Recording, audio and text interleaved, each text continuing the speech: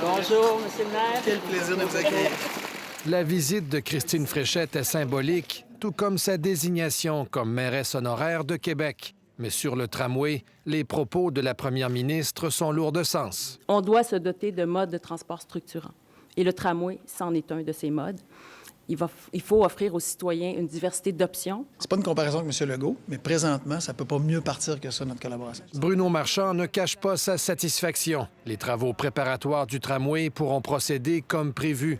Christine Fréchette aurait fermé la porte à tout report de l'abattage des arbres le long du boulevard René-Lévesque. Elle comprend bien la situation, elle a le goût que ça avance et elle comprend tout l'impact qu'ont ces projets publics, notamment le tramway, sur l'économie de Québec. Mais ça va se passer éventuellement cet été sur René-Lévesque. Ça, c'est un fait. Selon CDPQ Infra, maître d'œuvre du projet, les travaux d'excavation doivent débuter entre l'avenue Belvédère et l'Université Laval d'ici la fin de l'été.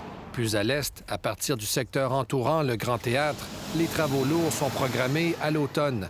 Dans tous les cas, les détails des coupes d'arbres seront communiqués aux citoyens dans les semaines qui vont précéder le début des chantiers. Ça se fera pas en cachette. Il va y avoir une communication qui va être faite claire en amont.